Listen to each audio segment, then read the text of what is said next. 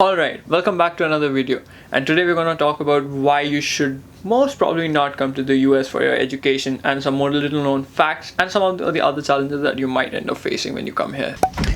Now, before we begin, you must be wondering why should you listen to a random guy on the internet tell you about why you should or should not come to the US? And you are correct. But, hear me out. I did work for some time in India and then I came to the US. I did 2 of my masters from the US. And then I got a job in the US. So I think I have a fair bit of personal experience, and then I also have the experience or the reference experience of some of the friends that I made throughout US and studying in different universities. Also, the aim of the video is not to demotivate anyone who wants to come to the US for their higher education, and of course there are outliers in the situation, so whatever I'm going to say, there might be some outlier, and that's fine. I mean, I'm just giving you a general reference experience. So the aim is to not demotivate you, it's just to make you aware of everything else. Also, this is a 2-part video. The first one is why you should not come to the US, and the second one is why you should come to the US. Also, I've broken the video into 3 parts: the misconceptions, the challenges, and the little known facts. Let's begin. Misconception number 1: job search is easier in the US as compared to India. Well, let me tell you, that is absolutely wrong. At least in India, when you sit in colleges, they have a placement cell which kind of gets companies, forces everyone to placement, and then just brag how well the students are placed. In the US, there's no such concept, to be very honest. They have just companies, they have career fairs, but they don't guarantee placements, and no one is actively trying to help you look for a job. I personally applied to 300 to 500 companies, got around 12 callbacks, cracked 4 interviews, and then I got a job. And for that I had to stand in long career fair lines, network on LinkedIn, go to network events. I even stood in a line where speaking Cantonese or Mandarin was a compulsory language, and I was so desperate I just stood there. Misconception number 2: that your life is drastically going to change. Let me tell you this: if you have a 9 to 5 job in India and you're unhappy with the work itself, trust me, coming here is not going to change the situation. Yes, the working conditions might be better, the culture might be better, but at the end of the day, if the core job that you're doing doesn't make you happy, trust me, that fact is not going to come and change here. Misconception number 3: education is apparently just better in the US. Let me be honest, yes, the professors are very well reputed, they all have won some awards, written a lot of papers, and yes, I'll give that. But here's the thing, professors here are not just regular professors. They work for certain companies, they have industry projects going on, they have researches going on. Teaching class is like number 4 or number 5 in priority, and a lot of times there's just so many students that nobody actually gets any personal attention, and you just end up going home watching some online course or video.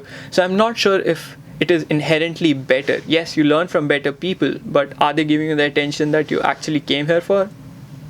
Misconception number 4: that your salary is suddenly going to explode. Let me tell you this: if you are earning well in India and you're earning in the US, it's just going to be the same thing, because yes, it's going to take a hike, but the problem with that is so is the standard of living, so is the cost of living. Food is going to be expensive, transportation is going to be expensive, basically everything is going to be expensive. Let me give you an example. SIM cards in India are almost free, whereas I paid $30 for a lost SIM card. Now that should give you a reference on how much does it cost extras to stay in the US. Moving on to challenges. Now, the first challenge is the logistics itself: housing, transportation, food, cooking, cleaning. All of this is going to be a task, because in India you have maids, you have home, you have every kind of support available to you. But imagine this: if you have to move from one house to another house, you are basically going to rent your own truck, load everything by yourself or with the help of some friends, and then move it by yourself. Cleaning, again, you do it by yourself because you can't afford to have a maid come in and clean anything for you. Similarly, cooking. If you don't know how to cook, oh my god, brother, you're going to be in a hell lot of trouble, because eating out every single day is not going to be an option, because it's going to get pretty expensive over time. The second challenge that you're going to face is that you're going to be away from home. Like, if your brother or sister is going to get married, it's going to be a huge task to take time off from university and go attend, because university always has assignments, projects, and so many other things going on that just taking a break from university in the middle of the semester is not going to be an option. So believe you me, you're going to miss out on a lot of events back home. The third challenge is the cultural shock that you receive. Yes, I have seen Hollywood movies, yes, I've seen sitcoms, and so have you. But the problem with all of that is that it's not really a clear depiction of American society. And let me give you my personal experience. Small talk in the US is very easy. Yes, hi, hello, how are you doing? Is just a part of the culture. Even talking to random people is part of the culture, but actually forming bonds like the ones that you might assume by looking at television series or sitcoms very rarely happens, because it's just 2 very different cultures. And second of all, when you come to the US, maybe an American citizen or any other international student is a unique person to you. You see them for the first time, you see their culture for the first time, and it's like a whole new experience talking to them.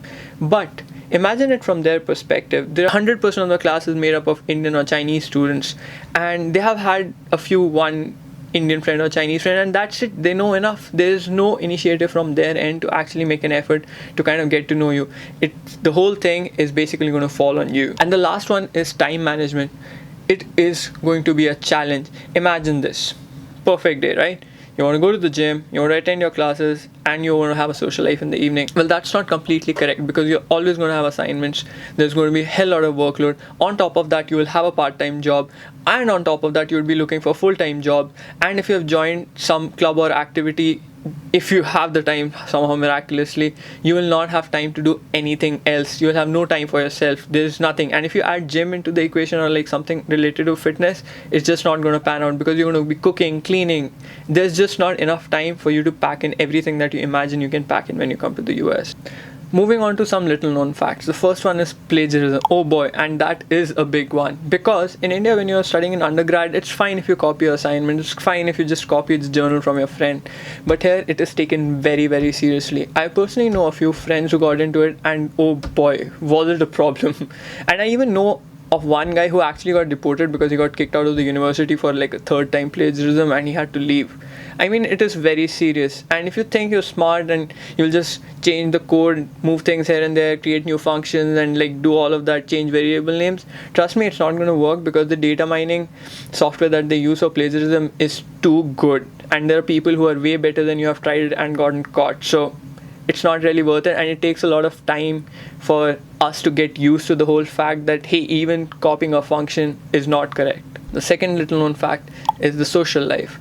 Now, imagine this from a perspective. You're in India, you have been just penetrated completely by the Hollywood and the sitcom culture. You think you know everything about it, and frankly, it fascinates you. It fascinated me. But look at the other way around. Americans do not really have a sense of media, and our media does not fare well in the US. So they have no reference experience. Maybe the best reference experience for most of the Americans is Apu from Simpson. And I mean, that's not really like an interesting image, so that when you show up and they're like, oh cool, I saw this, and no, they have no such conceptions. It is a very tough cookie to crack and get into a social circle with people other than Indians. And also, most of your classmates are going to be either Indian or Chinese students. And the sad part about it is that you don't have enough time to actually socialize and make friends. So you just end up being with a bunch of other Indian guys, and Chinese people just end up being with the other Chinese students, and that's how it goes. It's 24/7. You cook together, you go to the class together, and you don't have any time for social activities. And in the gym, nobody really talks. Everyone's just going at what they want to do. So there is no actual point in time where you're actually forced to interact. The next fact that I want to talk about is entrepreneurship. A few of you might have some entrepreneurial spirit and you really want to do something on your own. While it's not impossible, and very few Indians have actually done it, but the legal system of the US is based in such a way that if you really want to do a startup, it is very, very troublesome. It has a lot of legal aspects to it which we don't even know, and which are not even clear. If I go and read about it now, even I wouldn't be clear. But not to say that people haven't done something that entrepreneurial, but come on, let's be serious. If you really want to do something entrepreneurial, legal aspect should be the last of your concern. It should be more about the idea itself and how you're going to solve a need. But that's not the case with the US. It's more about legality, it's more about the paperwork, and it's going to be a challenge. So if you have an entrepreneurial spirit, and if you think you're going to quit your 9-to-5 job in India and just do something entrepreneurial while you're studying, first of all, for the most part, it's going to be illegal with your studies. So that's not really going to happen. And the last known fact that I really want to talk about is the long-term aspect of it. People just come up saying, okay, I'll get educated, get a job, but you need to think long-term, right? Imagine if you really want to buy a house here to settle up, right? And you buy it on an H1B and you start paying down, you do a 20% down payment like the rest of the people, and you believe that you'll have a salary to pay the EMIs. Guess what? If even one time your H1B doesn't go through, you're messed up, because A, you just lost your job, 2, you just went back to India, so who's going to take care of the property, and how are you going to pay such high EMIs which are in US dollars and now you want to pay them with rupees?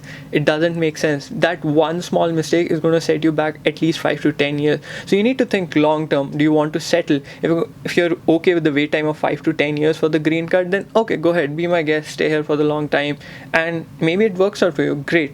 But for a lot of people, that's not an acceptable solution, and people do not generally think long term.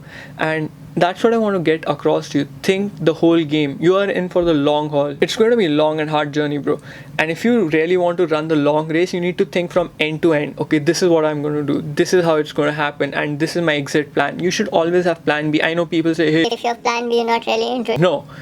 You should always have plan B, because there are so many other factors which are out of your control, like the H1B, OPT, CPT. There are so many legal jargons that I can throw around that will just throw your one plan off and maybe set you back 5 to 10 years in your life. You really need to have chalked out at least a good portion of your journey in the US. Now, before I let you go off with this depressing video, I really want to tell you some things. There are a lot of good points as well which I didn't mention, and I'm most probably going to mention in the next video.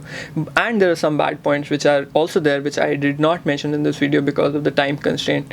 But the entire gist of this entire video is that you should think from point A to point B to point C till point Z. A lot of people don't do that. I didn't do that, and then I was in for a shock. I don't want you to be in shock, and that's why I'm making this video. And then there's always this concept, no size fits all. This was just my personal opinion and opinion of few of my friends that I gathered through the years, and some of the other people who have been in US for a long time. And there are exceptions to the rule. There can be other options even after coming to the US. You could maybe go to Canada or maybe just find a job in a different country. Those are all options. The aim is not to discourage you, just to put it in your head that, hey, think it through. Also, before you go, if you liked the video and thought it added value to your life, please do consider subscribing. I make such videos at least once a week, or at least I try, and until I see you, peace out.